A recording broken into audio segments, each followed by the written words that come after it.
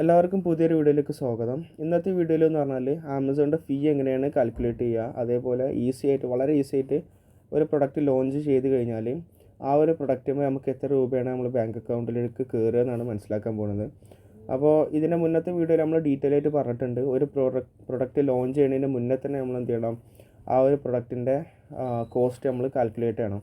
ആമസോണിൻ്റെ commission എത്രയാണ് ഈടാക്കുക, അതായത് ആമസോൺ കമ്മീഷനിൽ എന്ന് പറഞ്ഞാൽ റെഫറൽ ഫീ, ഒരുപാട് ഷിപ്പിംഗ് ഫീ, അങ്ങനെ ഒരുപാട് കാര്യങ്ങൾ വരുന്നുണ്ട്.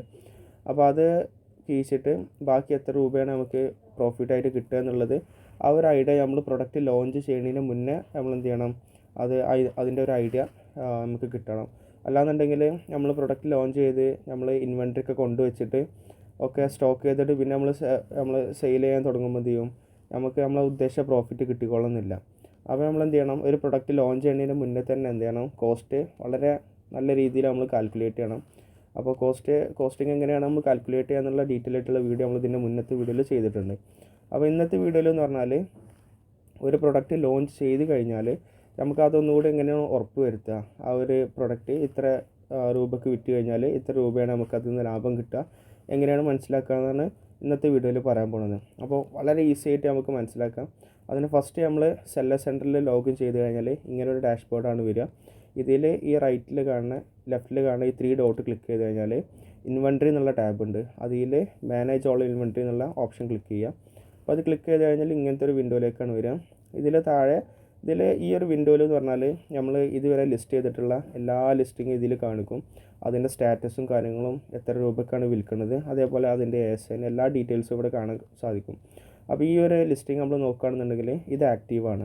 അതായത് ആക്റ്റീവ് എന്ന് പറഞ്ഞാൽ സ്റ്റാറ്റസിൻ്റെ അണ്ടറിൽ ആക്റ്റീവ് എന്ന് കാണിച്ചു കഴിഞ്ഞാൽ അതായത് ഈ ലിസ്റ്റിംഗ് ആക്റ്റീവാണ്, കസ്റ്റമേഴ്സിന് എന്ത് ചെയ്യുക, നമ്മൾ പ്രൊഡക്റ്റ് കാണാൻ പറ്റും. അപ്പോൾ ഈ ഒരു ലിസ്റ്റിംഗ് നമ്മൾ നോക്കുകയാണെന്നുണ്ടെങ്കിൽ ഇതിൻ്റെ ഈ ഒരു ഭാഗത്ത്, അതായത് ഫീ പ്രിവ്യൂ എന്നുള്ള അവിടെ ഒരു ക്ലിക്കബിൾ ലിങ്ക് ഉണ്ട്. അപ്പോൾ നമ്മളത് ക്ലിക്ക് ചെയ്യുന്നതിന് മുന്നേ അത് ക്ലിക്ക് ചെയ്യണം വേണ്ട. അപ്പോൾ ഇതിൻ്റെ റൈറ്റ് സൈഡിൽ നമ്മൾ നോക്കുകയാണെന്നുണ്ടെങ്കിൽ നമ്മൾ എത്ര രൂപക്കാണ് ഈ പ്രൊഡക്റ്റ് വിൽക്കുന്നത് എന്നുള്ള ആ ഒരു പ്രൈസ് നമുക്കിവിടെ കാണാൻ പറ്റും. MRP 2599 നമ്മൾ വിൽക്കുന്ന വില എന്ന് പറഞ്ഞാൽ 2099 രൂപയാണ്. അപ്പോൾ ഈ ഒരു പ്രൊഡക്റ്റ് നമുക്ക് ഒന്ന് ചെക്ക് ചെയ്യുക. ഈ പ്രൊഡക്റ്റ് എന്ന് പറഞ്ഞാൽ ക്ലിക്ക് ചെയ്ത് കഴിഞ്ഞാൽ ഇതാണ് ആ പ്രൊഡക്റ്റ്, അതായത് 2099 രൂപക്കാണ് നമ്മൾ വിൽക്കുന്നത്. MRP എന്ന് പറഞ്ഞാൽ 2599. അപ്പോൾ ഈ ഒരു പ്രൊഡക്റ്റ് നമുക്ക് എത്ര രൂപയാണ് നമുക്ക് കേട് കഴിഞ്ഞ് കിട്ടുക എന്നാണ് നമ്മൾ നോക്കാൻ പോകുന്നത്. അപ്പോൾ നിങ്ങളൊരു പ്രൊഡക്റ്റ് ഇപ്പോൾ നിങ്ങൾ ലിസ്റ്റ് ചെയ്ത പ്രൊഡക്റ്റ് ആകുമ്പോൾ ഇവിടെ വേറെ ലിസ്റ്റിംഗ് ആയിക്കാരും വരിക. അപ്പോൾ അതിൻ്റെ ഇവിടെ എന്ത് ചെയ്യും, ഇതേപോലെ ഒരു ലിങ്ക് ഉണ്ടാകും. അപ്പോൾ അത് ക്ലിക്ക് ചെയ്ത് കഴിഞ്ഞാൽ ഇങ്ങനെ ഒരു ടാബ് ഓപ്പൺ ചെയ്യും. അപ്പോൾ ഇതിലെന്ന് പറഞ്ഞാൽ ഐറ്റം പ്രൈസ് 2099 രൂപയ്ക്കാണ് നമ്മളത് വിൽക്കുന്നത്. 3ലും ലോക്കൽ, റീജിയണൽ, നാഷണൽ. അതെന്താണെന്ന് വെച്ചാൽ ഇതിൻ്റെ മുന്നത്തെ വീഡിയോയിൽ നമ്മൾ ഡീറ്റെയിൽ ആയിട്ട് പറഞ്ഞിട്ടുണ്ട്. ഡെലിവറി ചാർജ് നമ്മൾ കണക്ക് കൂട്ടുമ്പോൾ ലോക്കലിൽ ഒരു ചാർജും, റീജിയണലിൽ വേറൊരു ചാർജും, നാഷണലിൽ വേറൊരു ചാർജുമാണ് ഡെലിവറി ചാർജ് വരിക. അപ്പോൾ അത് നമുക്ക് ഒന്നുകിൽ ഫ്രീ ഡെലിവറി കൊടുക്കുകയാണെന്നുണ്ടെങ്കിൽ 3ൽ 0 ആണ് കാണിക്കുക. നേരെ മറിച്ച് നമ്മളൊരു ഡെലിവറി ചാർജ് കൊടുക്കുകയാണെന്നുണ്ടെങ്കിൽ 40 രൂപ ഒക്കെ കൊടുക്കുകയാണെന്നുണ്ടെങ്കിൽ ഇവിടെ നാഷണലിൽ 40. അത് നമ്മൾ എങ്ങനെയാണ് കൊടുത്തു വെച്ചാൽ അത് നമുക്ക് ഇതിൽ കാണിക്കും അത്. അപ്പോൾ ഈ ഒരു ലിസ്റ്റിങ്ങിൽ നമ്മൾ ഫ്രീ ഡെലിവറിയാണ് കൊടുത്തിട്ടുള്ളത്. അപ്പോൾ നമ്മളെന്താ ചെയ്തു വെച്ചാൽ നമ്മൾ ഈ ഒരു ഐറ്റം പ്രൈസിൽ തന്നെ നമ്മൾ ഡെലിവറി ചാർജ് കൂടി ഇൻക്ലൂഡ് ചെയ്തിട്ടാണ് കൊടുത്തിരുന്നത്. അപ്പോൾ കസ്റ്റമേഴ്സിന് കുറച്ചൊരു അട്രാക്ഷൻ ഉണ്ടാകും ഫ്രീ ഡെലിവറി ആണെന്നുള്ളത്.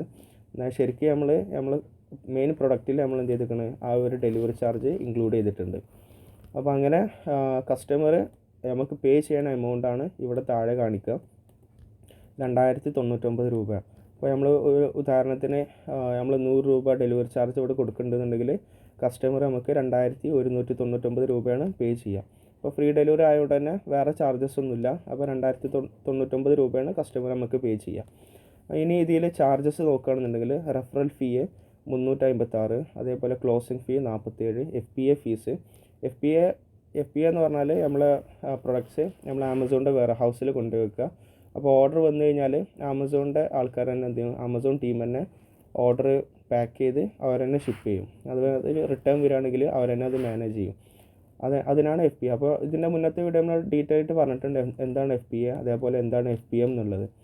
അപ്പോൾ ഈ ഒരു ലിസ്റ്റിംഗ് നമ്മൾ FPA വഴിയാണ് സെയിൽ ചെയ്യണത്. അതുകൊണ്ട് തന്നെ FPAൻ്റെ ഒരു ഫീ ഇവിടെ കൊടുത്തിട്ടുണ്ട്. അപ്പോൾ FPA വഴി ചെയ്യുകയാണെങ്കിൽ ഒരുപാട് അഡ്വാൻറ്റേജസ് ഉണ്ട്. നമുക്ക് പ്രൈം ഡെലിവറി കിട്ടും, ഫാസ്റ്റ് ഡെലിവറി ആണ്, പ്രൈം ടാഗ് കിട്ടും, ആമസോൺ എന്ന് പറഞ്ഞിട്ടുള്ള ഒരു ബ്ലൂ ടിക്ക് കിട്ടും. അപ്പോൾ അത് കിട്ടുമ്പോൾ ആൾക്കാർക്ക് കുറച്ചുകൂടി ഒരു ട്രസ്റ്റ് കിട്ടും, ഇത് കുറച്ചുകൂടി ഈ ഒരു പ്രൊഡക്റ്റ് കുറച്ചുകൂടി ജെന്യുവൻ ആണെന്നുള്ളത്. അപ്പോൾ അതുകൊണ്ട് തന്നെ നമ്മൾ ആമസോൺ FBA വഴി അയക്കണമെങ്കിൽ തന്നെ FBAക്ക് ആ ഒരു ചെറിയൊരു ഫീസ് ഉണ്ടാകും. ആ ഒരു ഫീസ് എമൗണ്ടാണ് ഇവിടെ കാണിക്കുന്നത്. ആ ഒരു ഫീസിൻ്റെ അവിടെ നമ്മൾ ക്ലിക്ക് ചെയ്ത് കഴിഞ്ഞാൽ നമുക്ക് ഡീറ്റെയിൽ ആയിട്ട് കാണാൻ പറ്റും. പിക്ക് ആൻഡ് ഫീ അവരുടെ ഫീ ആണ് 13 രൂപ. പിക്ക് ആൻഡ് പാക്ക് ഫീ, അതായത് ഈ ഒരു പ്രൊഡക്റ്റ് പാക്ക് ചെയ്യാനുള്ള ഫീ ആണ് 13 രൂപ. അതേപോലെ വെയിറ്റ് ഹാൻഡ്ലിങ്, നമ്മൾ പ്രൊഡക്റ്റ് അത്യാവശ്യം വെയിറ്റ് ഉണ്ടെന്നുണ്ടെങ്കിൽ വെയിറ്റിനെ ഡിപ്പെൻഡ് ചെയ്യും. അതേപോലെ നമ്മൾ പ്രൊഡക്റ്റിൻ്റെ ലെങ്ത് ആൻഡ് ബ്രെഡ്ത്തും ഡിപ്പെൻഡ് ചെയ്യും. അതായത് ഏതാണ് കൂടുതൽ വെച്ചാൽ അതാണ് എടുക്കുക. ഇപ്പോൾ നമ്മളെ പ്രൊഡക്റ്റ് 500 ഗ്രാമേ ഉള്ളൂ, പക്ഷേ അത്യാവശ്യം നല്ല നീളം വീതി ഉണ്ടെന്നുണ്ടെങ്കിൽ അപ്പോൾ എന്ത് ചെയ്യും, അതിനനുസരിച്ച് ഡെലിവറി ചാർജ് കൂട്ടും. അപ്പോൾ അത് ഇതിൻ്റെ മുന്നത്തെ വീഡിയോയിൽ നമ്മൾ പറഞ്ഞിട്ടുണ്ട്. ചാർജസ്, അതായത് കോസ്റ്റ് കാൽക്കുലേറ്റ് ചെയ്യുന്ന വീഡിയോയിൽ നമ്മൾ പറഞ്ഞിട്ടുണ്ട് എങ്ങനെയാണ് ഡെലിവറി ചാർജ് അവർ കൂട്ടുക എന്നുള്ളത്.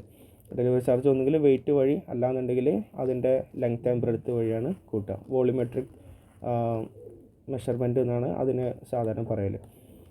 അപ്പോൾ അത് കഴിഞ്ഞാൽ റഫറൽ ഫീ, ഫിക്സ്ഡ് ക്ലോസിംഗ് ഫീ, അതേപോലെ FBA ഫീ. പിന്നെ അത് കഴിഞ്ഞാൽ ഇതിൻ്റെ എല്ലാത്തിൻ്റെ ഉള്ള GST. ഈ GST എമൗണ്ട് നമുക്ക് എന്ത് ചെയ്യാം, നമുക്ക് ക്ലെയിം ചെയ്യാം. അപ്പോൾ ഇത് കഴിച്ചിട്ട് ഈ ഒരു എമൗണ്ട് കഴിച്ച് കഴിഞ്ഞാൽ ബാക്കി നമുക്ക് കിട്ടുന്ന എമൗണ്ട് എന്ന് പറഞ്ഞാൽ 1161 രൂപയാണ് നമുക്ക് കിട്ടുക. ഇതിൽ നിന്ന് നമ്മളെ ടാക്സ് എമൗണ്ടും അതേപോലെ പിന്നെ നമ്മളെ പ്രൊഡക്റ്റിൻ്റെ കോസ്റ്റും കഴിച്ച് കഴിഞ്ഞാൽ ബാക്കിയുള്ള എമൗണ്ടാണ് നമുക്ക് പ്രോഫിറ്റായിട്ട് കിട്ടുക. അപ്പോൾ ഈ രീതിയിൽ നമുക്ക് എന്ത് ചെയ്യാം, ഓരോ ലിസ്റ്റിങ്ങും നമുക്ക് വളരെ ഈസി ആയിട്ട് നമ്മൾ ആ ഒരു കോസ്റ്റ് നമുക്ക് അനലൈസ് ചെയ്യാം. ഇപ്പോൾ ഒരു ഉദാഹരണത്തിന് നമ്മൾ ഈ ഒരു ലിസ്റ്റിംഗ് എടുത്ത് നോക്കുകയാണെന്നുണ്ടെങ്കിൽ ഇതിലിപ്പോൾ നമുക്ക് 1152 രൂപയാണ് നെറ്റ് പ്രൊസീഡിങ്. ഈ ഒരു എമൗണ്ട് നമ്മളെ ബാങ്ക് അക്കൗണ്ടിലേക്ക് കയറുക. അപ്പോൾ ഇതിൽ നിന്ന് പിന്നെ നമ്മൾ ടാക്സ് എമൗണ്ടും കൂടി കീക്കണം. അതേപോലെ പ്രൊഡക്റ്റിൻ്റെ കോസ്റ്റും കീച്ച് കഴിഞ്ഞാൽ ബാക്കിയുള്ള എമൗണ്ടാണ് നമുക്ക് നെറ്റ് പ്രോഫിറ്റായിട്ട് നമുക്ക് ഈ ഒരു പ്രൊഡക്റ്റിൽ നിന്ന് കിട്ടുക. അപ്പോൾ ഈ രീതിയിൽ നമുക്ക് എല്ലാ ലിസ്റ്റിങ്ങും വളരെ ഈസി ആയിട്ട് നമുക്ക് ചെക്ക് ചെയ്യാം. അപ്പോൾ നമ്മൾ ഒരു കോഴ്സ് പ്രൊവൈഡ് ചെയ്യുന്നുണ്ട്.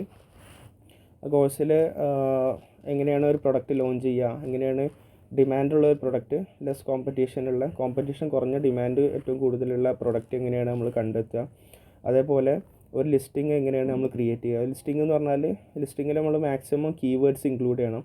കീവേഡ്സ് ഇൻക്ലൂഡ് ചെയ്ത് കഴിഞ്ഞാലാണ് നമ്മളെ പ്രൊഡക്റ്റിന് കൂടുതൽ റാങ്കിങ് കിട്ടുക. അപ്പോൾ അതേപോലെ ബുള്ളറ്റ് പോയിൻറ്റ്സ് എങ്ങനെയാണ് നമ്മൾ ചെയ്യേണ്ടത്, അതേപോലെ ഡിസ്ക്രിപ്ഷൻ എങ്ങനെയാണ് കൊടുക്കേണ്ടത്, A+ കണ്ടൻറ്റ് എങ്ങനെയാണ് കൊടുക്കേണ്ടത്, അങ്ങനെ ഒരുപാട് ഡീറ്റെയിൽസ് നമ്മൾ ആ ഒരു കോഴ്സായിട്ട് ചെയ്തിട്ടുണ്ട്. ആ കോഴ്സ് ഇംഗ്ലീഷിലും അതേപോലെ ഹിന്ദിയിലും അവൈലബിൾ ആണ്. 15,000 രൂപയാണ് കോഴ്സിൻ്റെ ഫീ. പക്ഷേ അത് തികച്ചും ഫ്രീ ആയിട്ട് കുറച്ച് ദിവസങ്ങൾക്ക് നമ്മൾ ഫ്രീ ആയിട്ട് കൊടുക്കുന്നുണ്ട്. അപ്പോൾ കോഴ്സിൻ്റെ ആക്സസ് കിട്ടാൻ താല്പര്യമുള്ള ആൾക്കാർ ഡിസ്ക്രിപ്ഷനിൽ പോയി കഴിഞ്ഞാൽ കോഴ്സിൻ്റെ ആക്സസ് കിട്ടാനുള്ള വഴി അതിൽ മെൻഷൻ ചെയ്തിട്ടുണ്ട്. അപ്പോൾ എല്ലാവരും ഈ ഒരു ഓപ്പർച്യൂണിറ്റി മാക്സിമം യൂട്ടിലൈസ് ചെയ്യാം. അതേപോലെ ഈ ഒരു റീഗ്രോ മീഡിയ മലയാളം എന്നുള്ള ഒരു ചാനൽ സാമി അക്തർ എന്നുള്ള ഒരാളായിട്ട് കൊളാബ് ചെയ്തിട്ടാണ്. അപ്പോൾ താഴെ 2 Instagram ID കൊടുത്തിട്ടുണ്ട്, അത് തീർച്ചയായിട്ടും ഫോളോ ചെയ്യുക. എന്തെങ്കിലും ഡൗട്ട് ഉണ്ടെന്നുണ്ടെങ്കിൽ ഇൻസ്റ്റാഗ്രാമിൽ ചോദിക്കുകയാണെന്നുണ്ടെങ്കിൽ പെട്ടെന്ന് റിപ്ലൈ തരും. അതേപോലെ താഴെ കമൻറ്റ് സെക്ഷനിലും ചോദിക്കാം. അപ്പോൾ വീഡിയോ കണ്ടതിൽ എല്ലാവർക്കും നന്ദി. അടുത്ത വീഡിയോയിൽ കാണാം. Thank you. Have A nice day.